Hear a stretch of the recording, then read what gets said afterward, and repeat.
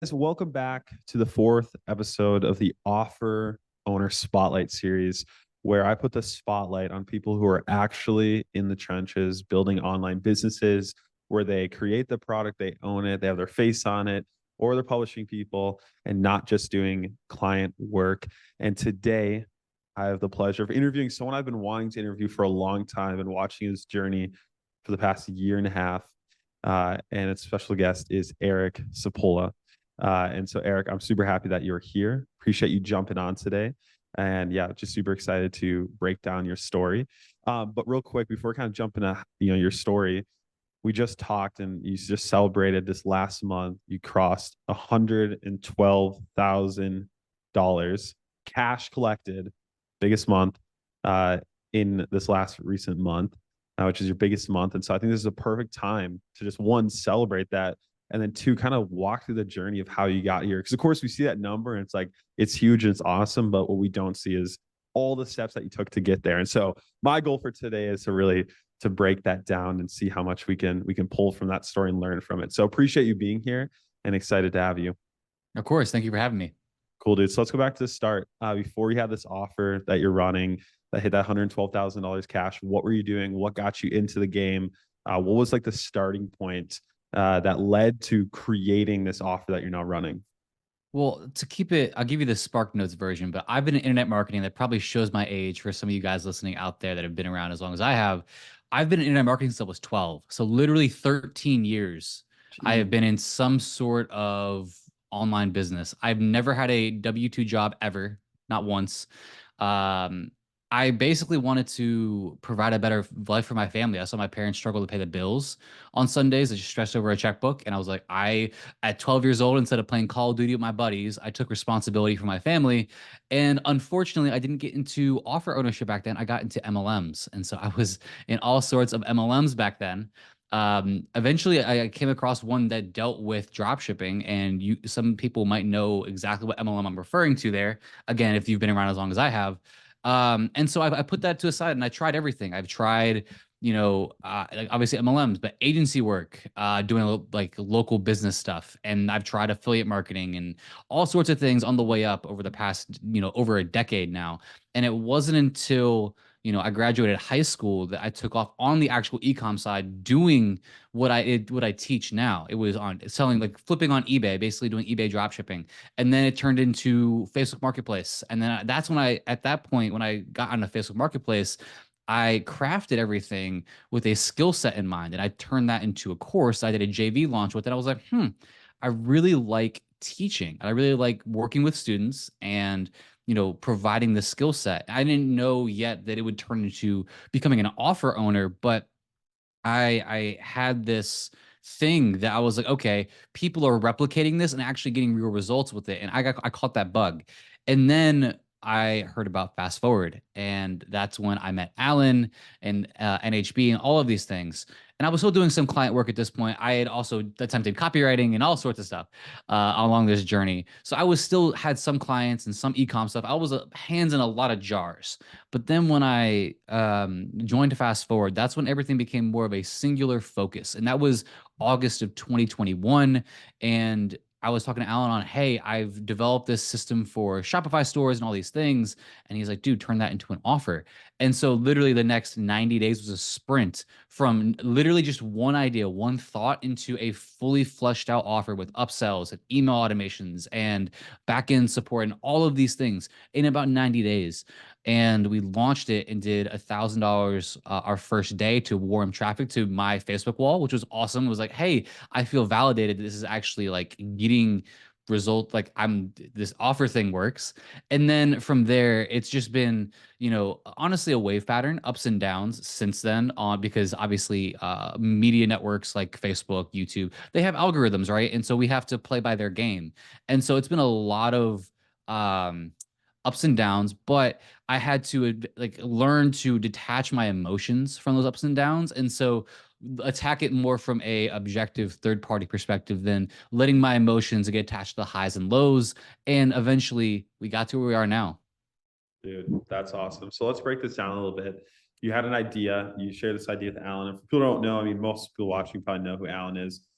from Nothing Held Back. You can look up on Facebook. There's a great Facebook group, and we're both part of that community, and that's where we got connected. So you had this idea. You're like, okay, Alan's like, dude, turn this into an offer.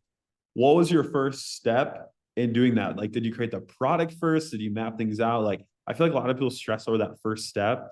And then what was your biggest fear before taking that first step? I mean, I think it's pretty human to have a fear of uncertainty. Like I didn't know if it was gonna work. I had faith, obviously. That's why I wanted to go that route in the first place. And when I heard that idea of, hey, quit the client work, build out your own offer, I was like, okay. But yeah, I created the product first because one of the first things Alan taught me was put love into the offer and put love into the product. And that made all the difference. I put dozens and dozens, and I still put time into the offer between coaching my own students and refining my own processes of how I teach to this day. Like, almost 2 years later, 2 years into the offer, I'm still getting better at delivering that offer, both on the front end, on the back end, all of these things. And so yeah, it was many, many sleepless nights of writing the ebook, which was 119 pages. I wrote that from, something like that, multiple tens of thousands of words from my brain onto my computer. I that took a long time because I'm very Yeah. much a visual person, so it was very easy for me to cut videos like screen share style. Yeah. But then to turn that into an ebook was a lot. Yeah. I did it though. And instead of, I probably should have just transcribed stuff. I probably and used AI to do it. I heard about Scribe the other week, a Chrome extension. I'm like, where was this 2 years ago? And it's what it is now. But yes, it was product first, and Okay. then from there we built out the copy for all of the various. Front end Yeah. upsells, and then since then it's been constant refining of the funnel and still the offer as well, building out the catalog model and all these ideas over time to boost everything up. That's crazy. So you come in, you have this idea, you're okay, we're gonna build out this funnel. First thing you do is build out the product. You write a book. Really quick, just why a book? Is that just because you saw people are doing that and that's just like the examples you had, or was there anything strategic behind that? I know people have different philosophies. I think it's just what I saw other people Okay. doing. And I mean, I did also create a video course. So I did both. Okay. And I frame right now, as of right now, the video course is framed as a bonus. And I'm always open to split testing things. So if it turns out down the road that, having both mediums, but flipping it to where the hook is the course and the book is a bonus, sure, why not? Both now. Yeah. Gotcha. So you have that. What was your plan for the back end offer at that time? So I know I've seen you kind of play with different ideas, and you mentioned you're doing a catalog model, which is having, a bunch of different low ticket products in on the back end where you can sell, increase the LTV. So at the time you first started though, what was your plan? Did you have a back end then? When did you introduce your first one? And what was it like to get your first sale for your back end offer from that Yeah. funnel? So we launched the offer on my birthday, October 8th of 2021 is when we actually launched my warm traffic. I closed my first backend deal November 1st. So it took about less than a month. And Yeah. now, again, all warm traffic at this point. I was starting to roll out ads as well because my thought process was okay, my budget for ads will come from the warm launch, which is what another idea that Alan talked about as well. And so at that time, I didn't have very many case studies from the actual, like, I had my results, but I didn't have student results yet. So I traded my time. So instead of, leading with, hey, like very outcome driven for them, it was, hey, I'm selling you my time. You have one-on-one access to me in perpetuity. Like those students, they can tell you they still talk to me to this day, which is fine. That's cool. But obviously that couldn't sustain. Like there was no way I could have given lifetime access to myself to several hundred people. That I physically can't clone myself. And so yes, the offer has evolved to where now they still get access to me one-on-one, but it's not like, okay, it's not in perpetuity. Our program is time gated now. 6 months access to me. And then Yeah. two, it's not, used to be weekly Zoom calls, which that Mhm. is again not sustainable because I only have 24 hours in a day. So now it's weekly calls, which is like weekly group calls, which is still very useful, and they Yeah. still get access to me in Discord. So no matter what, their questions still get answered. It's just the medium changes slightly differently. So it reduces friction, keeps my energy, and keeps me from burning out because I just want to make sure that I can deliver results at a high level for everybody over a long period of time. You're muted. Yeah. So with your back end, were you just where were you like introducing it to them? So I feel like a lot of people have a question of like, okay, they buy my low ticket offer.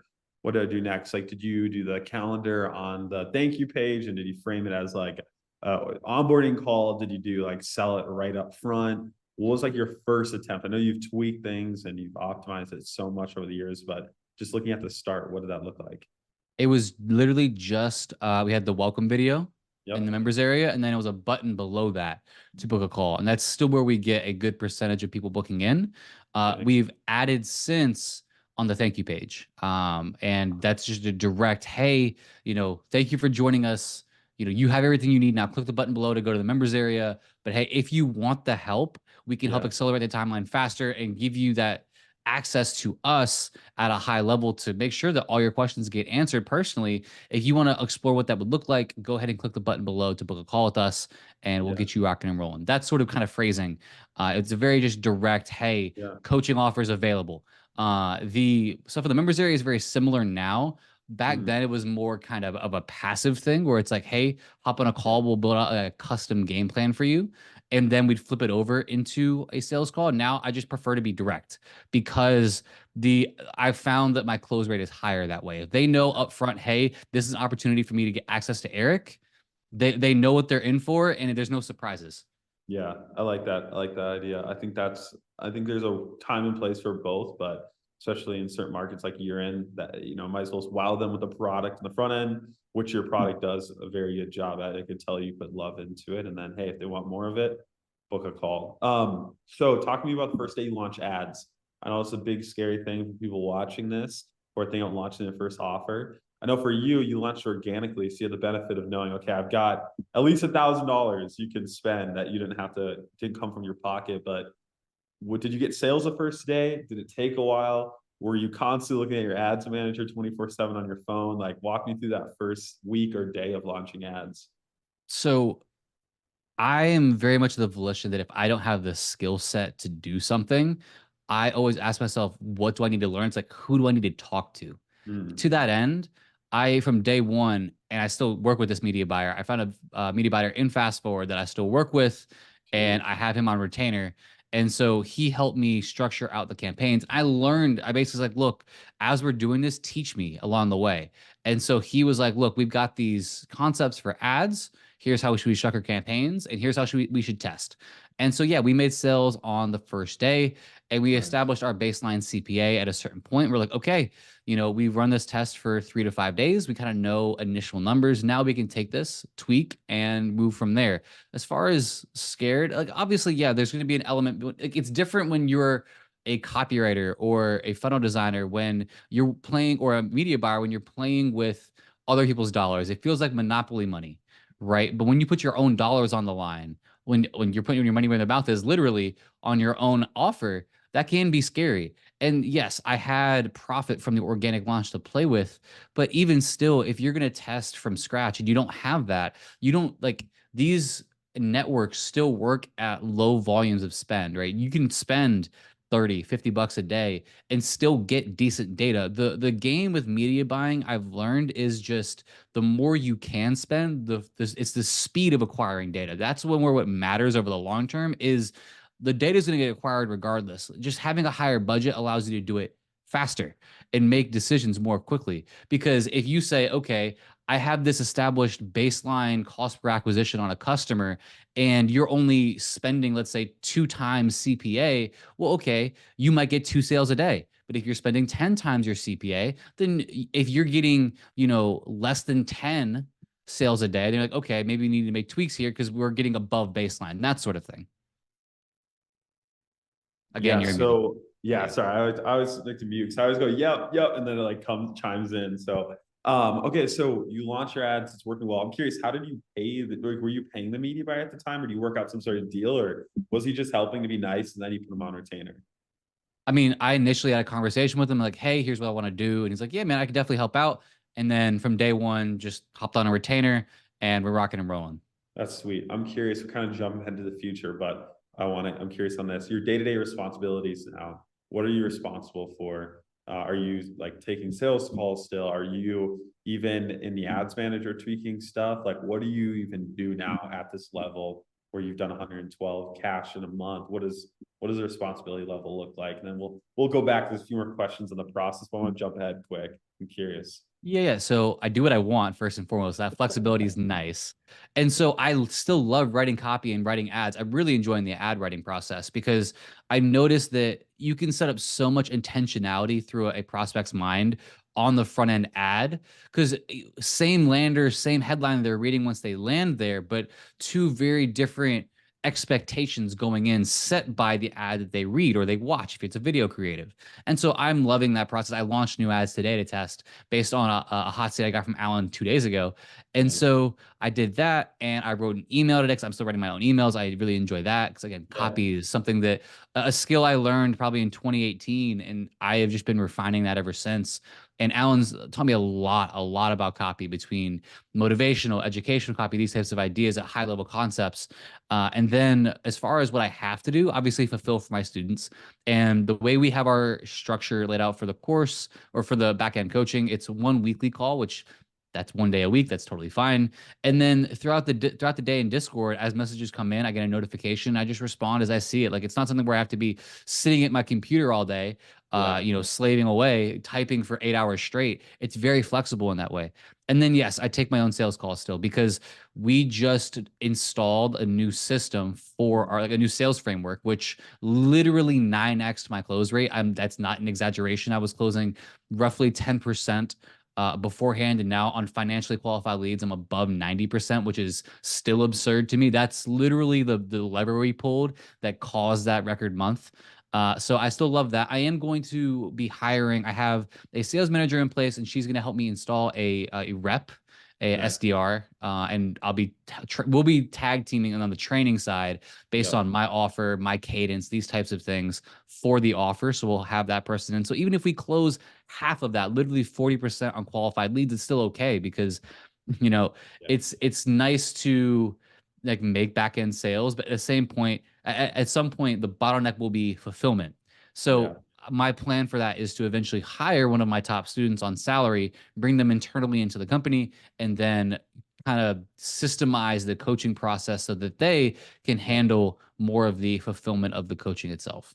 Yeah, that's awesome. Dude. That's awesome. Okay, so kind of going back, you launch ads, you're running that, and like you said, you've been optimizing this offer for a long time. I mean, I see you and nothing else back. Fast forward every single week, you're always submitting something new and optimizing and tweaking things. And so I feel like the offer game is very sexy. It's very attractive. Like the idea of not working for clients, having freedom, owning your own schedule. But even something I learned and discovered is although that's true, there is a lot more responsibility in terms of you control everything, right? You're responsible for the results of the product. You're responsible for if you even can sell it in the ads and all of that. And so what did you feel like you were spending the most time on optimizing? How much time did it really take, like realistically per day when it came to optimization? Just kind of explain that more practically and what that looked like for people who haven't really gotten there yet, but are really worried and maybe are thinking ahead, like, what does that actually look like? Like, how much optimization is there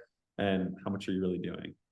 So, I mean, I'm a nerd about numbers, and so I just held myself under a microscope because my philosophy has always been Kaizen, which is it's the idea of small chunking. So getting just a little bit better every single day than you were the day before, because small micro improvements over a longer period of time uh lead to more massive, jumps in skill set versus taking one big leap at a time. So that's always been my philosophy. And as far as looking at numbers, it's always been okay, like what led to this and to this and to this. And to that end, there's really kind of some big levers of that caused change. One was obviously the ads on the front end. Do my Yeah. soft metrics like cost per click and CTR make sense? Do, on the funnel side, what's my opt-in rate? What is my checkout page conversion rate? And then throughout the funnel, what are my take rates for all of my upsells? These are the big things, at least on the front, that really can be optimized over time, and we have still been doing to this day.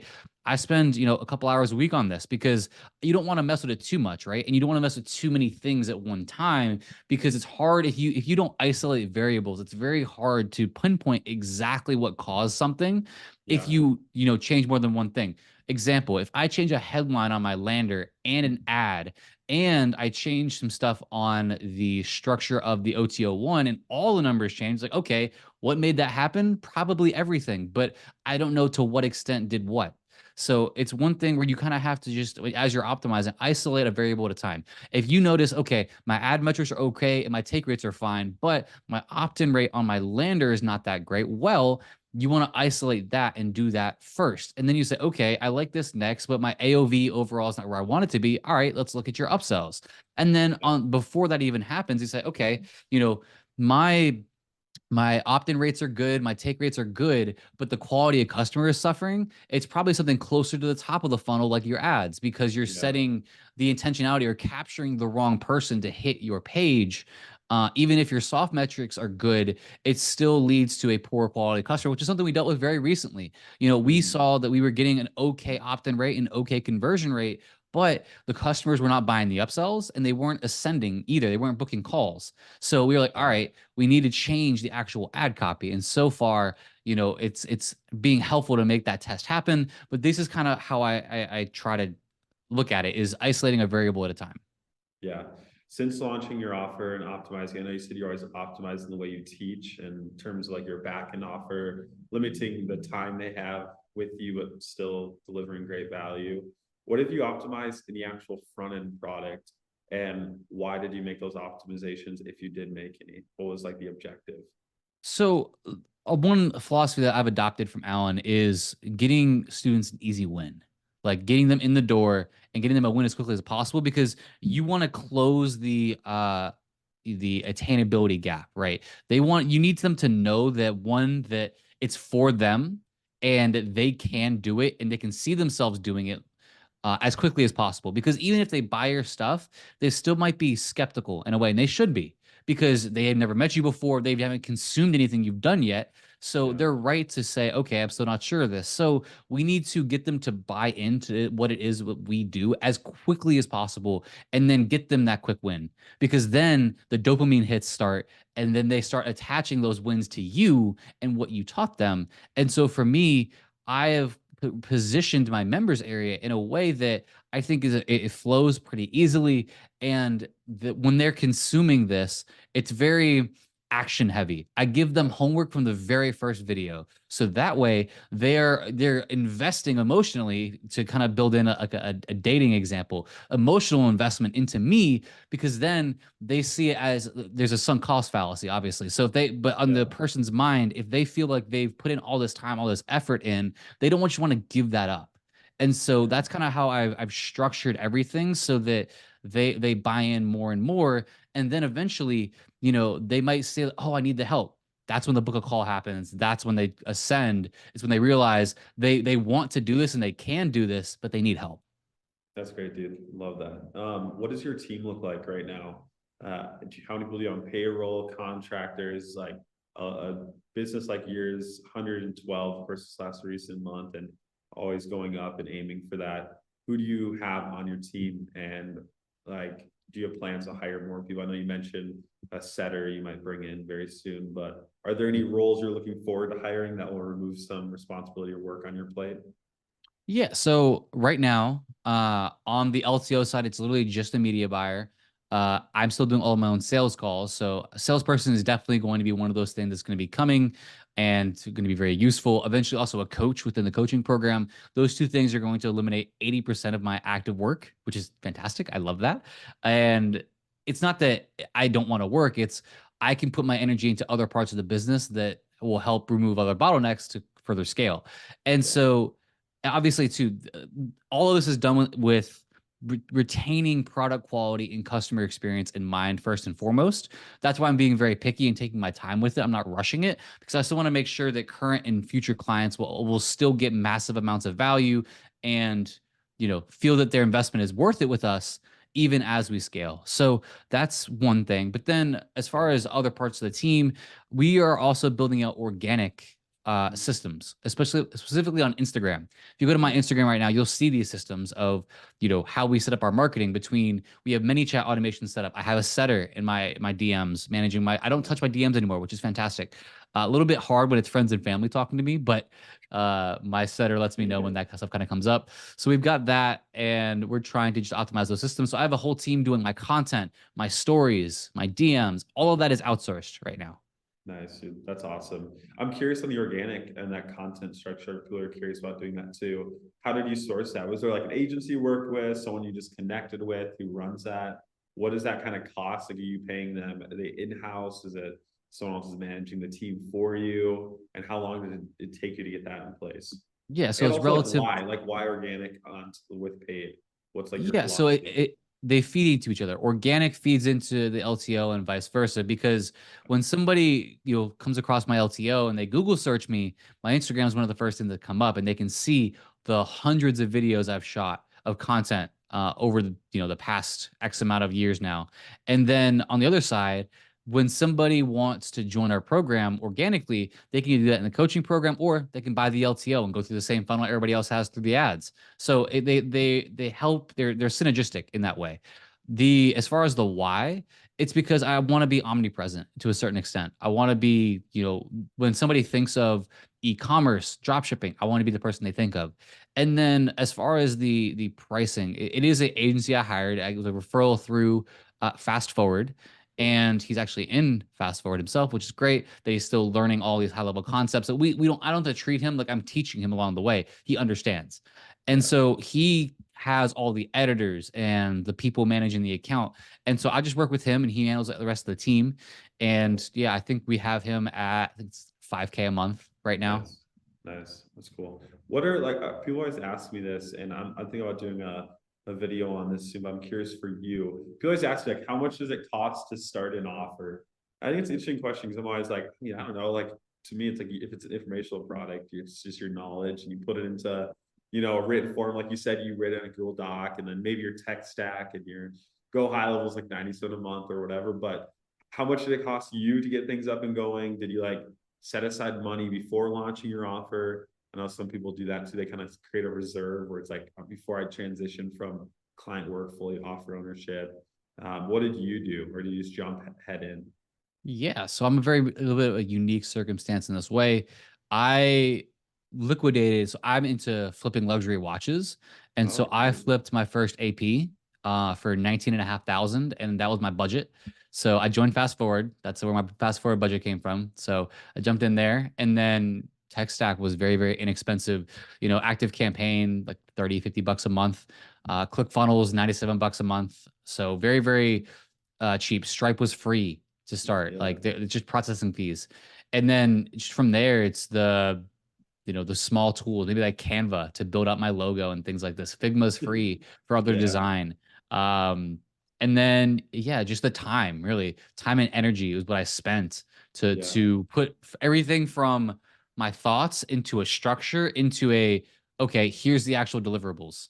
Yeah, for sure. That's cool. Yeah, I always like to just ask that. 'Cause I always wonder. It's different for everyone on what they even use. Okay, so done that. You got here. You optimized last. It was last month, right? 112. I was. You hit with your biggest month. What did that feel like? Seeing that at the end of the month. What was going through your head? Can I What be was honest? like? Yeah, go ahead. Of It course. felt no different. It literally felt no different. Yeah. You didn't, there's no pinnacle like, oh, this is what the guru's talking about, 100K a month. The heavens opened and I no, took my girlfriend out to dinner to celebrate. let's That was go. it. What does she think about what you do? She still doesn't fully understand it. She's starting to. And Okay. now I'm dipping She's my getting toes in there. commercial real estate now. Okay. I'm trying to teach her that side of things too, because she's a law student. And so I'm actually like talking to some of her colleagues about corporate formations and for real estate and all of these things that she is a little bit out of her wheelhouse, but she sees what I'm doing and she's my biggest supporter. And so Yeah. she's starting to understand more about the high ticket ecom stuff that we teach because she hears me on sales calls explaining concepts and she's picking it up a little bit, which is She's hearing cool it. that she can now start to explain it to her friends because her friends are like her friends will see my Instagram and like, this is your boyfriend, but what does he do? And Yeah, is so he that's a chilling whole fun crypto? conversation. Yeah, dude, that's great. That's great. What is, and then your family? I know you mentioned your family was like a big motivation for you and why you started so young. So what do they think, and how is this like been for them to see you kind of build this far? I took my family out for Mother's Day. It was my mom, my dad, and my sister. Mm, And I showed my dad my record month, and he's like, I'm so proud of you. And like again, like I was saying, my initial shtick to get into this whole thing was that kind of trigger point was because to take care of my family. But somewhere along the way, I don't even remember. I remember a specific conversation. I just don't remember the date of that conversation where my dad was like, "Look, I don't need your help. Uh, mm, like I know you're stubborn about it, but go set up for your own family." And so mm. now I'm looking forward to just like developing my business and my systems in such a way that, hopefully my future generations don't have to work as hard. That's ultimately the goal. Call it generational wealth, call it what you want. But I my big goal here now is really to own an NFL team. And for me So to do that, if I'm going to bring together a fund or a group of owners, would cost about $250 million, about 250 million plus in cash. And so that's kind of what I'm big picture moving towards, I feel like. The vehicle to get there is probably not fully fleshed out yet, and I doubt it will be. But that is kind of like what's keeping me motivated. And just in the back of my head, like my family's going to be set. I'm going to be doing what I love over the long term, and that's that. that's awesome, man. I love that. It's so cool that your dad kind of passed it on to you and just focus on your future family. It must have been freeing and also just even more inspiring, another reason for you to keep going. So that's really awesome, man. What would you say to the person who's watching this where they're putting off building their offer? They have that idea, just like you did, right? Like you said, all it started with just an idea, like, oh, I have this thing. What would you tell that person in their starting their journey to encourage them and to really give them hope and optimism? What's the worst that could happen? If you build this out, you put the time in, and your first attempt doesn't work. I've been in this whole game 13 years, started dozens of businesses before one worked. So the only way you can truly fail is if you give up and if you stop. So, sure, if you launch an offer and your metrics aren't what they wanted to be, you can always adjust and you can always go back. There is always a way for you to reset, quote unquote, or to just pivot because what we do is not set in stone. And anything we do, not just a business, but just in general. But for an offer owner, you look at your metrics, look at your numbers.